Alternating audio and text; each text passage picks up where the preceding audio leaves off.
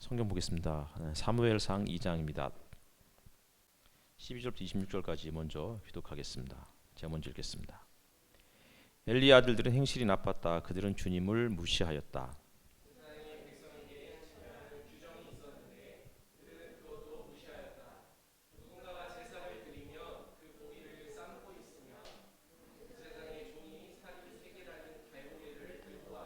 냄비나 솥이나 큰 솥이나 가마솥에 갈고리를 찔러 넣어서 그 갈고리에 걸려 나오는 것은 무엇이든지 제사장의 몫으로 가져갔다. 실로에 와서 주님께 제물을 바치는 이스라엘 사람이 모두 이런 일을 당하였다.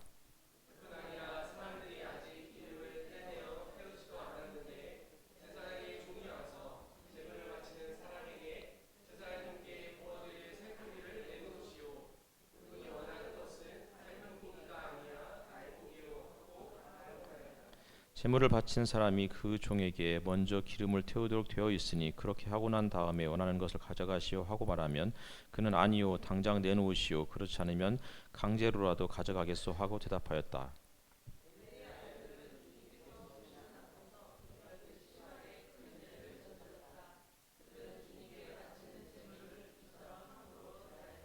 한편 어린 사무엘은 모시의 옷을 입고 주님을 섬겼다.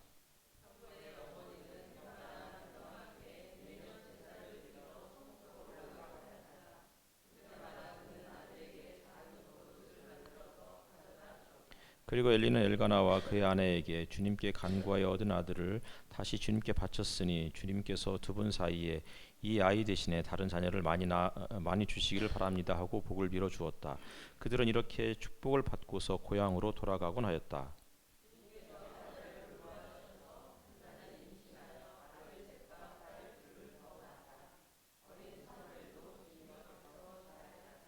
엘리는 매우 늙었다. 그는 자기 아들들이 모든 이스라엘 사람에게 저지른 온갖 잘못을 상세하게 들었고 회막 어귀에서 일하는 여인들과 동침까지 한다는 소문을 들었다.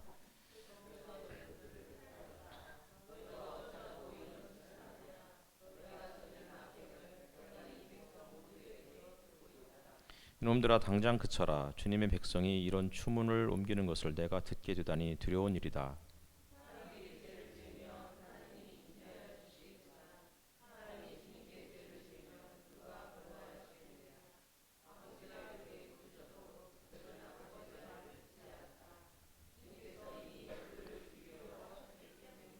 한편 어린 사무엘은 커갈수록 주님과 사람들에게 더욱 사랑을 받았다.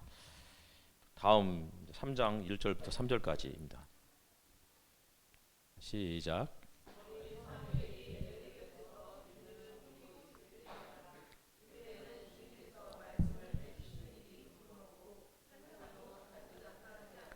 어느 날 밤 엘리가 잠자리에 누워 있을 때였다. 그는 이미 눈이 어두워져서 잘 볼 수가 없었다.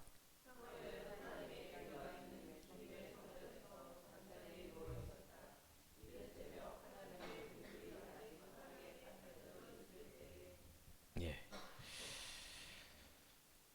반갑습니다.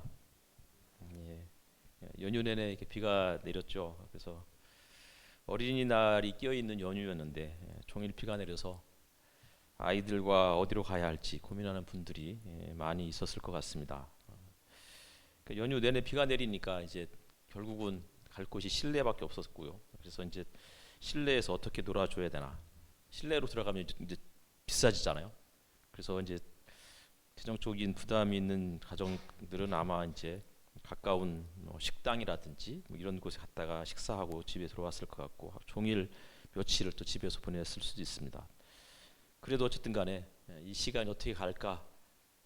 이 육아하는 이제 가정들 부모들의 가장 큰 고민이 연휴인 것 같아요. 이런 연휴에 어떻게 시간을 보내야 될까 그랬는데 그래도 오늘만 지나면 이제 내일 애들이 학교에 가니까 다행이다 싶습니다. 사무엘상 시작하겠습니다. 지난 주일에 편경렬 목사님께서 2장 1절부터 11절까지 한나의 기도와 하나님 나라라는 제목으로 설교를 해주셨습니다. 저는 이제 1부 예배 때는 참석을 안 했고 2부 때 이제 그 어린이부의 설교를 마치고 그부터 이제 들었었죠. 근데 이제 1부를 마칠 즈음에 제가 이제 도착했는데 오늘도 역시 또 설교를 홈런을 치셨구나라는 생각을 했었습니다. 그러니까 나눔 때 보니까 굉장히 분위기가 밝고 되게 좋은 그런 상황이었죠. 그런 상황에서 저는 이제 어린이 부실에서 아이들과 누가복음의 부자와 나사로 이야기를 함께 나눴었습니다. 본문을 쭉 같이 읽었고, 그리고는 아이들에게 이제 본문을 이제 기억하는 그런 질문들을 던졌어요. 부자가 왜 지옥에 갔을까? 그리고 나사로는 왜 천국에 갔을까? 우리는 그냥 상식적으로 생각하면 부자는 예수를 안 믿어서 지옥 갔고 나사로는 예수를 믿어서 천국 갔다, 이렇게 이야기를 할 것 같아요. 하지만 누가복음 본문에는 그렇게 나와 있지 않죠. 부자는 최소한 자기 집 앞에 있는 거지 나사로에게 최소한의 먹을 것을 제공했던, 나름 그래도 괜찮은 선을 행한 사람이었습니다. 그런 부자는 지옥에 갔고, 피부병을 앓고 있었고, 따라서 다른 일을 할 수가 없어서 그냥 거지로 구걸을 하면서 지냈던 나사로는 천국에 갔습니다. 무슨 기준으로, 어떤 근거로 해서 천국과 지옥행이 결정된 것일까? 누가복음에서는 왜 이렇게 이야기하고 있을까? 나사로는 가난한 사람이었고 따라서 불쌍한 사람이었습니다. 아이들도 불쌍해서 그가 천국에 갔다라고 대답을 했습니다. 그러자 온유가 옆에 있는 희연에게 자기를 때려달라고, 그래서 때려주니까 자기는 맞았으니까 불쌍한 사람이니까 천국 가겠다고 이렇게 또 이야기를 했었습니다. 어쨌든 간에 누가복음에서 가장 중요한 성경 구절 한 구절을 꼽으라고 하면 누가복음 6장에 있는 말씀이에요. 우리가 흔히 말하는 평지설교라고 하죠. 마태복음에는 산상설교라고 이야기하고 누가복음 6장에서는 평지설교인데, 첫 번째가 가난한 사람은 복이 있나니 하나님의 나라가 너희의 것이다 라는 내용입니다. 다시 말하면 누가복음에서는 가난한 사람은 복이 있는 사람이고 그런 사람들이 천국에 간다라고 이야기하고 있습니다. 나사로는 가난했고 병을 앓고 있었고 따라서 다른 일을 할 수 있는 처지가 아니었습니다. 그런데 하나님께서 그를 하나님 나라로 데려가셨다라는 것이 부자와 나사로의 비유의 핵심이었습니다. 부자는 왜 지옥 갔을까요? 부자라서 그랬을까요? 그것은 분명히 아닐 것입니다. 왜냐하면 누가복음에 보면은 부자도 하나님 그 나라에 들어간다라는 그런 내용들이 나오기 때문이죠. 그런데 왜 이때 부자는 지옥에 갔다고 이야기하고 있을까요? 적어도 자기 집 앞에 있는 나사로에게 최소한의 자비를 베풀었잖아요. 자기의 식탁에서 떨어지는 부스러기를 거지 나사로에게 건네주었기 때문이죠. 그럼에도 불구하고 왜 그는 지옥에 갔을까? 아마도 그냥 이거는 뭐 제 추측입니다만 나사로를 친구로 삼지 않았기 때문일 것이다 라고 저는 그렇게 생각하고 있습니다. 친구로 삼는다는 것은 그와 함께 같이 음식을 먹을 수 있어야 됐는데 그는 나사로를 친구로 여기지 않았습니다. 그저 자기의 식탁에서 땅에 떨어지는 부스러기나 던져주는 대상으로 여겼기 때문에 아마 그는 지옥에 갔을 것이다 라고 저는 그렇게 이해하고 있습니다. 사무엘상으로 들어가면 12절을 보면은 엘리의 아들들은 행실이 나빴다, 그들은 주님을 무시하였다 라고 되어 있습니다.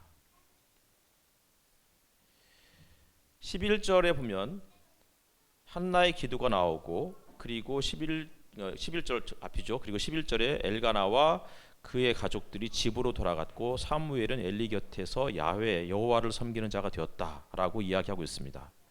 그러니까 사무엘은 엘리 곁에서 하나님을 섬기는 사람이 되었고, 바로 이어지는 다음 구절 12절에서는 제사장이었던 홈리와 비느하스는 행실이 나빴고 주님을 무시하였다라고 이야기하고 있습니다. 그러니까 두 부류의 사람이 지금 대비되어서 나타나고 있는 거죠. 아직 제사장이 될 나이가 아닌 어린 사무엘은 하나님을 섬기는 일을 하고 있는 반면에 이미 충분히 어른이었던, 그리고 제사장 역할을 감당하고 있었던 홈리와 비느하스는 제사장임에도 불구하고, 민수기에 보면 제사장을 할 수 있는 나이는 30에서 50세까지예요. 따라서 홈리와 비느하스는 그 정도의 나이였을 거예요. 그런데도 그 사람들은 행실이 나빴고, 행실이 나빴다는 이 말을 가톨릭 성경에서는 불량한 자, 공동 번역에서는 망나니라고 이렇게 번역했어요. 행실이 망나니 같아서 하나님을 무시했다는 것입니다. 하나님을 무시해서 망나니 같은 삶을 살았을까요? 아니면 망나니 같은 삶을 살았기 때문에 하나님을 무시했을까요? 어쩌면 둘 다였을지도 모르겠습니다. 근데 무시했다 이 말이 있는데 이것은 안중에도 없었다라는 뜻입니다. 존경하지 않았다, 존중하지 않았다라는 뜻입니다. 제사장이었던 이미 충분히 어른이었던 홈리와 비느하스는 하나님을 안중에 두지 않고 하나님을 섬기는 일을 했습니다. 하지만 어린 사무엘은 아직 제사장이 될 나이가 되지 않았음에도 불구하고 그는 엘리 곁에서 제사장 역할을 감당하고 있었습니다.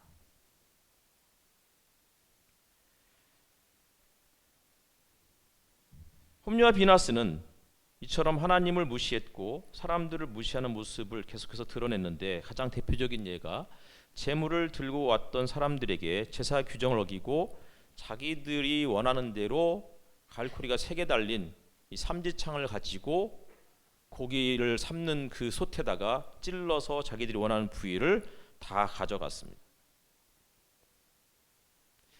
제사장은 하나님을 섬기는 역할을 하는 사람들입니다.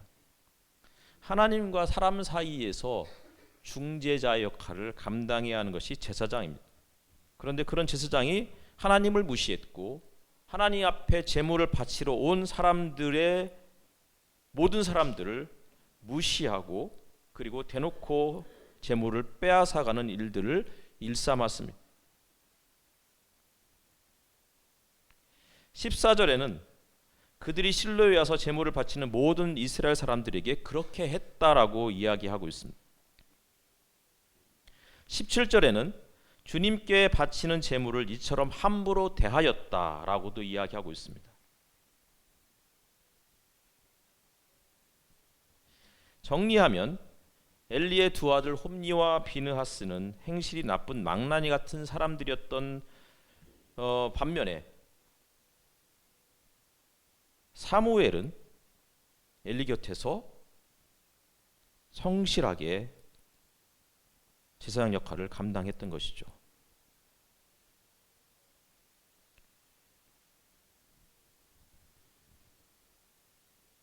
제사장이 될 수 없는 어린 나이였는데 그는 1장 1절에 보면 레위인도 아닌 것 같았는데 그런데 오히려 레위인의 역할을 제사장의 수업을 성실하게 받으면서 감당하고 있었습니다.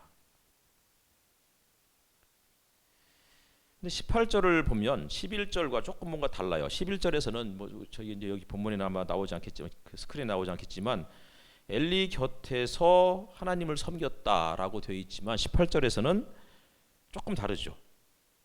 한편 어린 사무엘은 모시의 에봇을 입고 주님을 섬겼다. 에봇은 제사장이 입는 옷입니다. 좀 이해가 안 되는 부분이에요.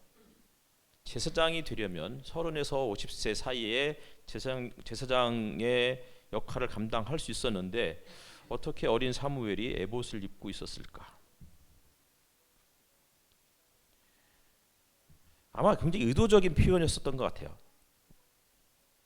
어린 사무엘에게 제사장 옷을 입히는 사무엘서의 저자, 그리고 이미 에봇을 입고 제사장 역할을 하고 있는 홈리와 비느하스 혹은 엘리에게는 이런 언급들을 다 생략하고 있어요.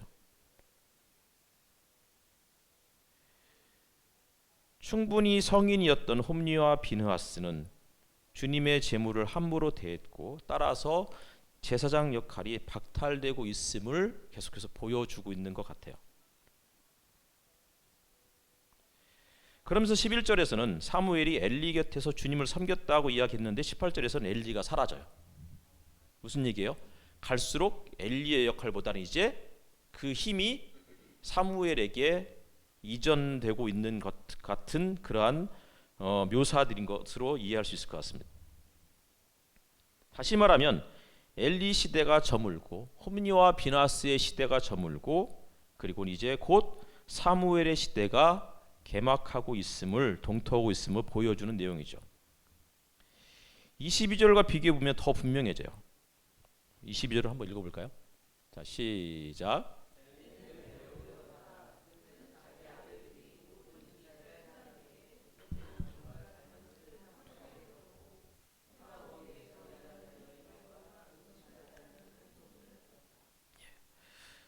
12절에서는 엘리의 아들들은 행실이 나빴다라고 했는데 18절에서 22절에서는 엘리는 매우 늙었다 이렇게 이야기하고 있어요.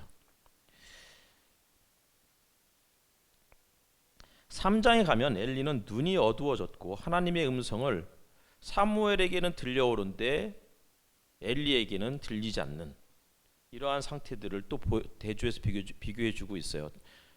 어쨌든 간에 사무엘 1장부터 3장까지는 엘가나와 홈리와 비느하스 혹은 엘리와 한나 그리고 사무엘과 홈리와 비느하스, 사무엘과 엘리를 대조적으로 보여주고 있는 거예요.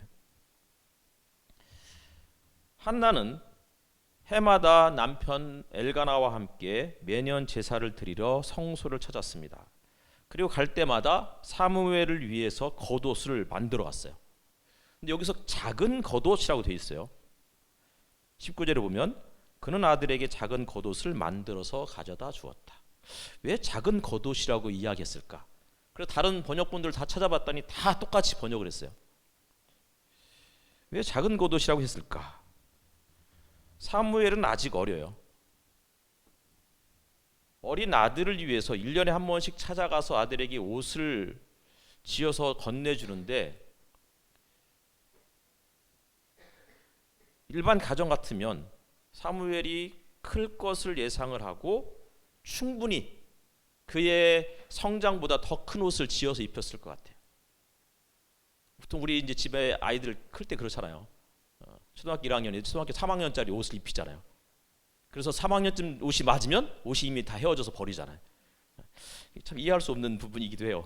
그러나 어쨌든 간에 최대한 아이가 성장할 것을 기대하는 마음들을 그렇게 담고 있는 것이겠죠. 어쨌든 한나는 사무엘을 1년에 한 번씩 만나는데 사무엘이 클 것을 예상하고 옷을 맞춰가요. 지어가요. 그런데 입을 때마다 옷이 작거나 혹은 딱 맞았을 것 같아요.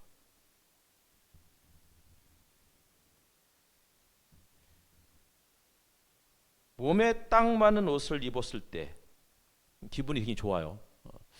저는 예전에는 지금 양복은 이제 조금 이렇게 약 몸에 딱 맞는 옷이었는데 옛날에는 누가 이렇게 입던 옷을 종종 입었기 때문에 항상 양복 입을 때마다 남의 것을 입은 것 같은 그런 그 느낌이었어요. 몇 년 전이 아니고 지난 봄에 이제 옷을 좀 정리하면서 옛날 양복을 한번 입어봤더니 어떻게 내가 이런 양복을 입고 있었을까 싶을 만큼 거의 뭐 노인정 할아버지 같은 그런 품새더라고요.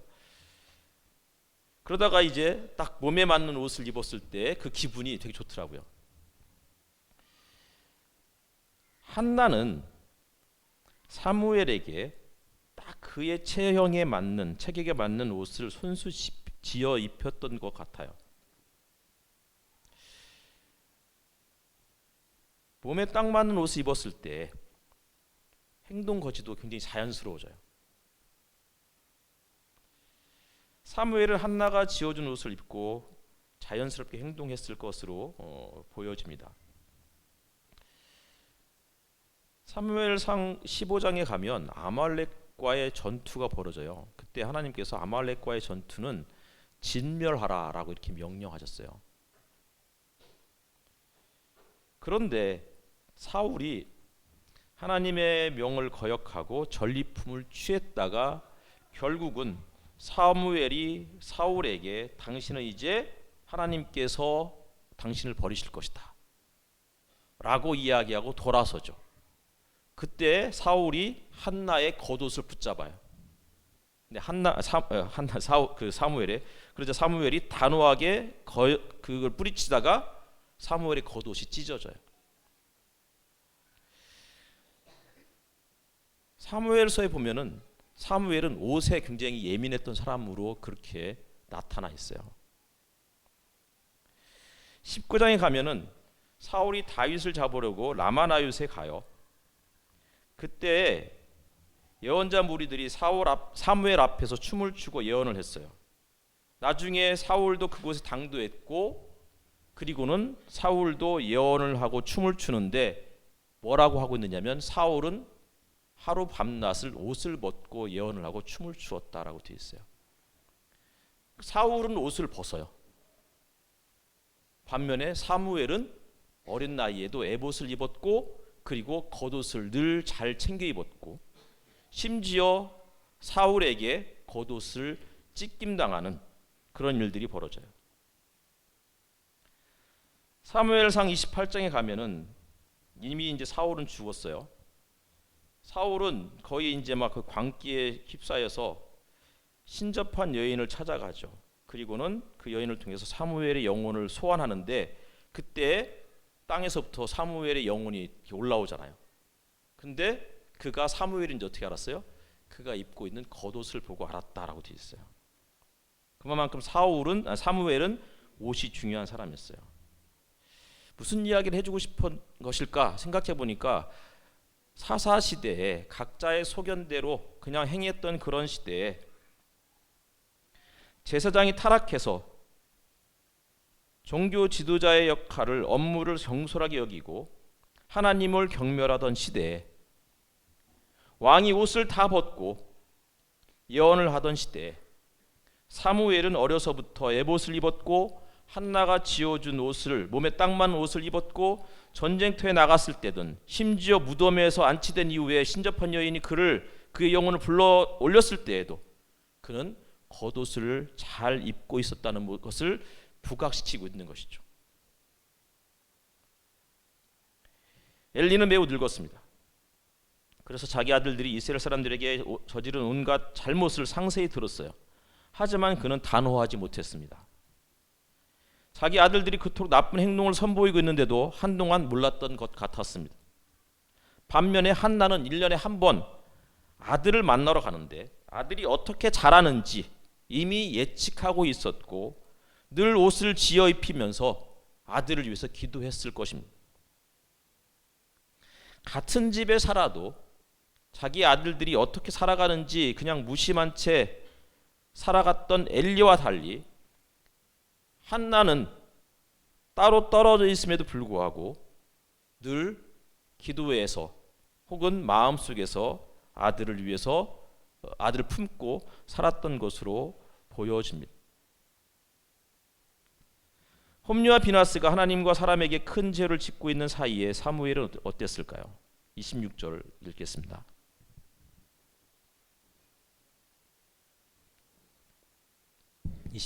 시작.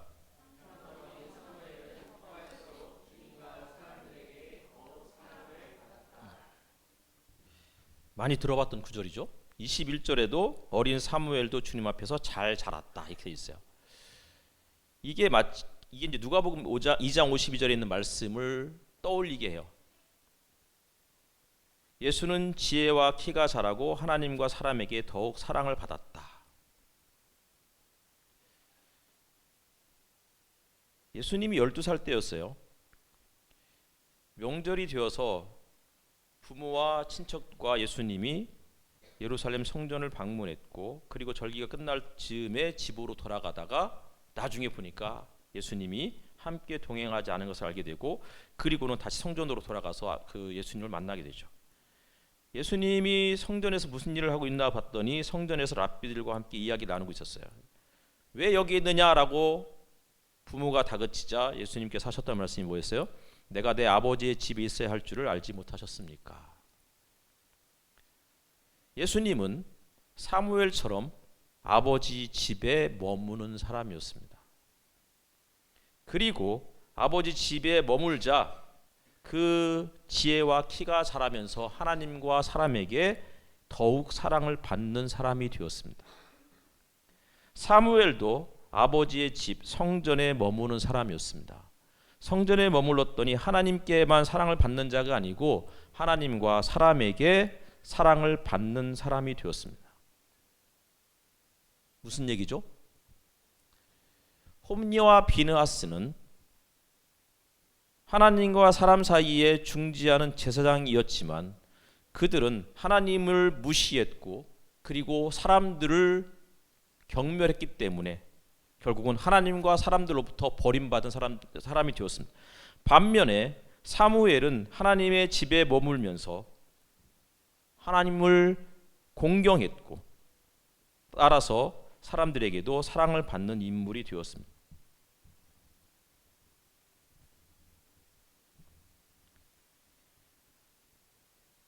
이 장 35절에 보면은 나는 나의 마음과 나의 생각을 따라서 행동하는 충실한 제사장을 세우겠다.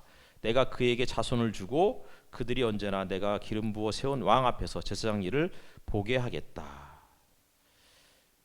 엘리에게 하셨던 하나님의 경고의 메시지였습니다. 나의 마음과 나의 생각을 따라서 행동하는 충실한 제사장을 하나님께서는 원하셨던 것입니다. 능력자를 원하시는 것이 아닙니다. 성경이 원하는 지도자는 남의 나라 지도자 앞에서 팝송이나 부르고 영어로 연설하는 사람이 아니고 하나님의 마음과 하나님의 생각을 따라서 행동하는 충실한 지도자입니다. 하나님을 사랑하고 두려워하며 동시에 사람들을 위해서, 국민들을 위해서 행동하는 사람, 그런 사람이 하나님께서 원하시는 지도자입니다. 36절에도 보면은 그때 너의 집에서 살아남은 자들은 돈 몇 푼과 빵 한 덩이를 얻어 먹으려고 그에게 엎드려서 제사장 자리나 하나 맡겨 주셔서 밥이나 굶지 않고 살게 하여 주십시오 하고 간청할 것이다 라고 이야기하고 있습니다. 지도자라는 사람이, 더더군다나 종교 지도자라는 사람이 돈 몇 푼과 빵 한 덩이를 얻어 먹으려고 제사장 자리나 하나 맡겨달라고 구걸하는 그러한 형국이 될 거라고 이렇게 이야기하고 있는 것입니다. 비참한 일이죠. 먹고 살기 위해서 일을 하는 사람, 먹고 살기 위해서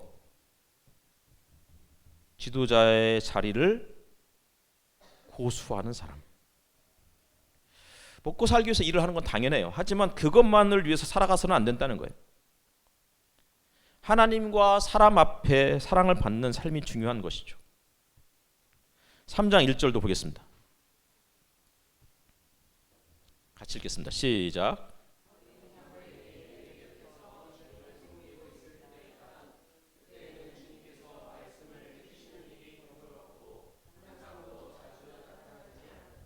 사무엘이 아직 어렸습니다. 따라서 여전히 엘리가 제사를 주도할 수밖에 없었고 사무엘은 곁에서 그를 수종 들었습니다. 제사는 정기적으로 드렸어요. 하지만 하나님의 말씀이 잘 나타나지 않았고 환상도 그러했습니다. 정기적으로 예배를 드려요. 하지만 하나님의 말씀을 듣지 못하는 시대라는 뜻입니다. 수많은 교회가 전국에서 동시에 예배를 드리지만 수많은 설교들이 쏟아져 나오지만 하나님의 말씀이 희귀한 시대를 살아가고 있는 것입니다. 2절을 보니까 어느 날 밤 엘리가 잠자리에 누워 있을 때였다. 그는 이미 눈이 어두워져서 잘 볼 수가 없었다. 세 번역에는 어느 날 밤이라고 되어 있어요. 하지만 다른 본문에는 밤이라는 단어는 없어요. 하지만 밤은 분명해요. 잠자리에 누워 있을 때였기 때문이죠. 근데 성경에서는 밤이라는 이 단어는 종종 영적인 어둠의 시대, 사탄이 활동하는 시기, 이런 때를 뜻해요. 하지만 또 동시에 이 밤은 새로운 창조를 준비하는 때라고도 그렇게 이야기하고 있어요. 창세기에 보니까 창조의 날이 어떻게 돼 있어요? 밤이 되고 밤이 지나고 아침이 되니, 흑암이 깊음에 있을 때 하나님의 신이 수면 위를 운행하셨다, 이렇게 이야기하고 있잖아요. 하나님의 응답이 희귀해진 시대에 희망을 어디에서 찾을 수 있을까요? 3절을 보니까 이른 새벽 하나님의 등불이 아직 환하게 밝혀져 있을 때, 개역개정에는 하나님의 등불은 아직 꺼지지 아니하였으며, 가톨릭 성경은 하나님의 등불이 아직 꺼지기 전에, 이렇게 되어 있어요. 굉장히 문학적인 표현이에요. 지도자마저 잠자리에 들고 눈이 어두워서 잘 볼 수가 없는 시대.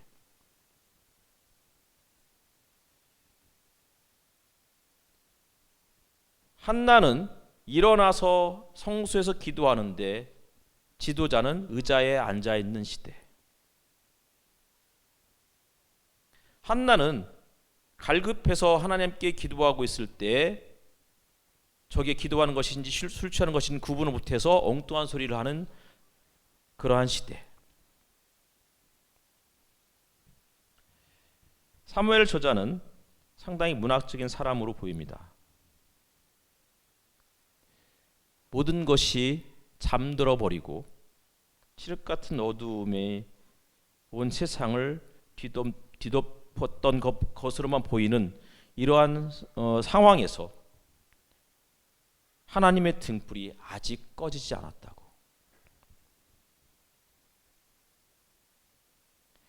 이제 곧 언약궤를 빼앗기고 엘리 집안의 남자들은 다 심판을 받아 죽어갈 때 어디에서 희망을 찾을 수 있을까요? 이제 모든 것이 끝장나고 절망만 남는 그러한 상황에서 희망은 어디에 있을까요? 3절이 그 희망의 메시지입니다. 희망이라고는 찾아볼 수 없는 암담한 시대에 하나님의 등불이 아직 환하게 밝혀져 있다는 사실에서 우리는 그 희망을 발견할 수 있습니다.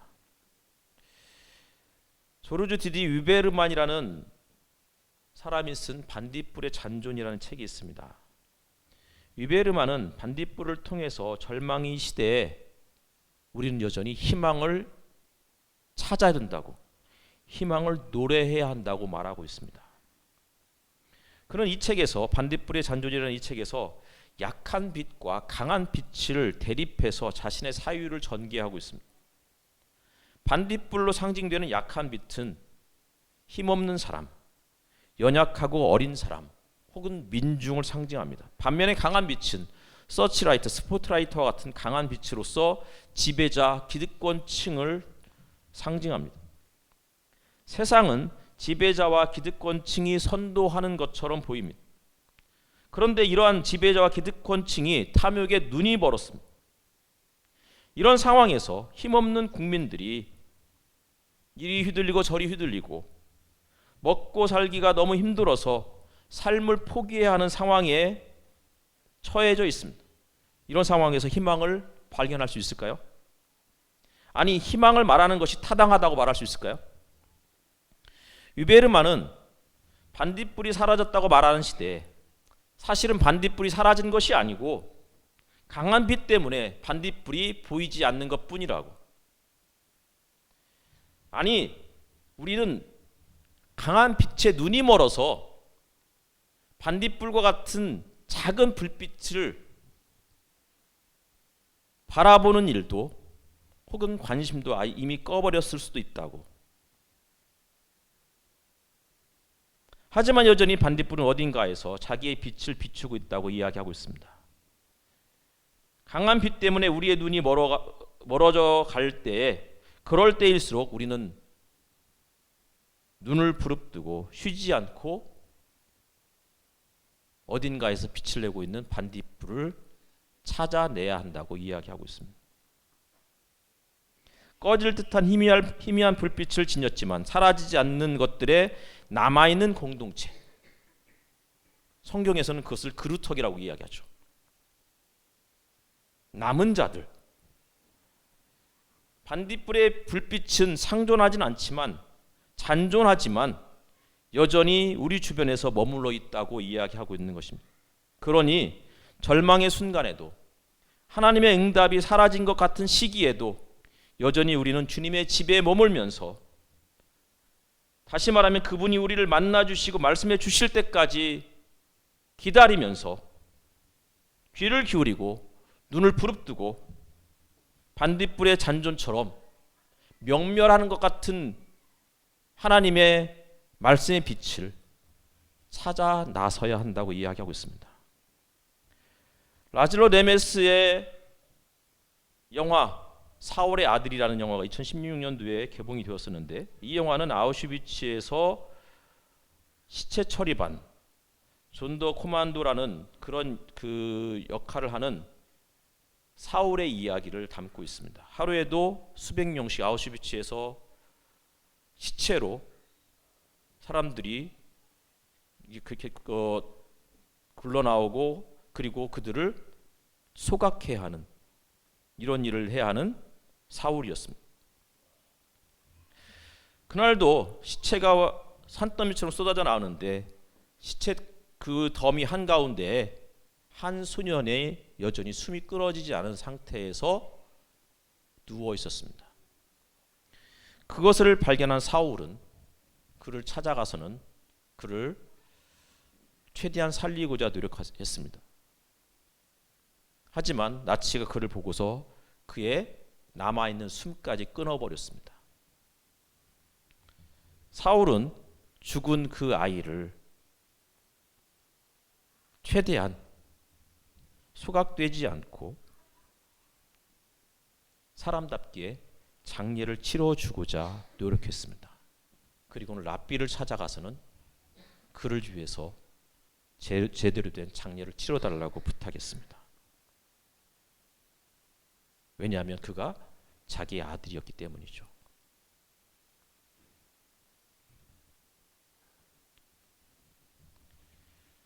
사울은 아우슈비츠에서 어쩔 수 없이 시체 처리반으로서 시체를 소각하고 그 피와 살점들을 여기저기 흩어진 것들을 다 닦아내면서 죄책감이 시달렸었는데, 한 소년의 죽음이라도 사람답게 장례를 치러줌으로써 자신의 인간의 존엄성을 지키고 싶었던 것이었습니다. 무엇이 이러한 절망의 시대, 기도 응답이 이루어지지 않는 시대에 우리의 인간다움, 우리의 존엄성을 지켜줄 수 있을까요?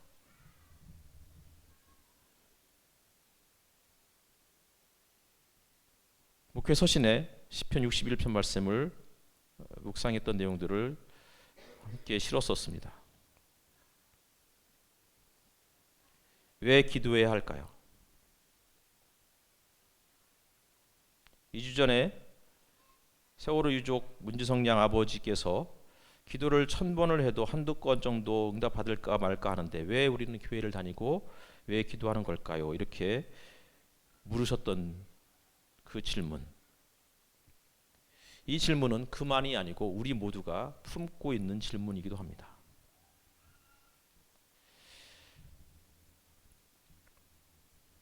시편은 150편으로 이루어져 있는데 150편 중에 상당수가 기도이고, 그리고 그 중에 상당수는 기도 응답이 이루어지지 않아서 탄식하는 내용으로 이루어져 있습니다. 61편 1절에도 하나님 내가 부르짖는 소리를 들으시고 내 기도 소리를 귀담아 들어주십시오, 이렇게 시작해요. 무슨 일 때문에 시인이 하나님께 무릎을 꿇고 기도했는지는 모르겠어요. 하지만 그는 부르짖고 있어요. 2절을 보니까 내 마음이 약해질 때 땅끝에서 주님을 부릅니다. 내 힘으로 오를 수 없는 저 바위 위로 나를 인도하여 주십시오. 시인이 기도하는 이유는 마음이 약해졌기 때문이었습니다. 다른 성경에는 기진해졌다, 공동 번역에는 심장이 멎을 듯 다급해졌다라고 그렇게 표현했습니다. 얼마나 다급했는지, 감당할 수 없어서 심장이 멎을 듯 했다고. 그러니 주님 앞에 기도하고 있는 거예요. 땅끝에서라는 말도 같은 그 비슷한 상황을 짐작케 하는 표현이죠. 땅끝은 더 이상 피할 곳이 없는, 뒤로 물러나면 이제 벼랑 아래로 떨어질 수밖에 없는, 혹은 당장이라도 집어삼킬 듯한 바다가 펼쳐져 있는 곳입니다. 사방으로 우겨쌈을 당한 상황이죠. 피할 길이 보이지 않는데, 그때 내 힘으로 오를 수 없는 저 바위, 내 능력이 아니라 하나님의 힘으로 나를 그곳으로 피신케 하여 주십시오 라고 기도하고 있는 것입니다. 심장이 멎을 듯 다급한 상황에서 우리는 선택을 해요. 기도를 포기하거나 기도를 하거나. 기도를 포기한다는 것은 어쩌면 희망을 버리는 것일 수 있습니다. 희망을 버린다는 것은 삶을 포기하는 것일 수 있습니다. 살아도 사는 것이 아니기 때문이죠. 반면에 절체절명의 순간에 기도한다는 것은 희망을 움켜쥐겠다는 것이고 강력한 생의 의지를 보여주는 것입니다. 1000번을 기도하면 한두 번 응답받을까 말까 하는데 왜 우리는 기도하는 것일까요? 기도는 우리의 존엄성을 지켜가는 유일한 길이기 때문입니다. 기도는 희망을 움켜쥐는 일이고 생의 의지를 갖는 일이며 생이란 것은 자신의 품위를 간직하는 것입니다. 그냥 되는 대로 사는 것이 아니고 품위 있게 사는 것이 중요하기 때문입니다. 간절한 부르짖음은 그 대상을 전제로 하고 있는데 그 기도의 대상은 바로 하나님이십니다. 이 하나님은 생명의 주인이시고 그분은 우리의 멎을 듯 다급해진 우리의 상황들을, 우리의 울부짖음을 들으시고 응답하시는 분이라고 이야기하고 있습니다. 그러니 내가 영원토록 주님의 장막에 머무르며 주님의 날개 아래로 피하겠습니다라고 시인이 이야기하고 있는 것입니다. 주님의 장막은 하나님이 임재하시는 처소입니다. 하나님을 만나는 것이죠. 생명의 주인이신 그분을 만나는 자리입니다. 그러니 우리가 나와서 기도하는 것입니다. 주님의 날개는 어미 독수리가 그 날개로 그 새끼를 업어 나르듯이 내가 너희를 인도하여 나에게로 데려온 것이라는 출애굽기 19장의 말씀을 떠오르게 합니다. 창세기 1장 2절에는 하나님의 영이 물 위에 움직이고 계셨다라고 그렇게 이야기하고 있습니다. 하나님의 영이 물 위에 움직이고 있었다. 이때 움직인다는 이 단어가 어미새가 새끼를 품에 안고 날아갔다라는 뜻을 보여주는 그런 히브리어 단어입니다. 실질적으로 주석을 살펴보면 창세기 1장 2절은 신명기 32장 11절의 말씀을 그 11절에 있는 단어와 똑같은 단어라고 이야기하고 있어요. 신명기 32장 11절에도 같은 내용이죠. 마치 독수리가 그 보금자리를 뒤흔들고 새끼들 위에서 퍼덕이며 날개를 펴서 새끼들을 받아 그 날개 위에 업어 나르듯이. 주님의 날개 아래 피했다란 말은 결국은 출애굽기의 말씀에 의하면 이집트에서 자기 백성을 구원해낸 출애굽을 연상케 하는 것이고, 신명기 말씀도 이제는 새로운 땅으로 곧 들어갈 것을 암시하는 내용입니다. 우리 가운데 주님의 날개의 그늘 아래 피하고자 하는 사람들이 있습니다. 심장이 멎을 듯 감당하기 어려운 상황에서 누구보다 더 기진해졌고 다급해진 우리들의 형제 자매가 있습니다. 더 이상 물러날 곳이 없어서 땅 끝에 서 있는 듯한 벼랑 끝에 서 있는 듯한 두렵고 외로운 형편에 있는 교우들이 있습니다. 그런 분들이 부디 주님의 도우심으로 높은 바위를 기어오르고 생명과 희망의 주인이신 하나님을 만나며 새로운 창조, 희망의 아침을 맞이하는 날이 속히 임하기를 기도합니다. 같이 기도하겠습니다.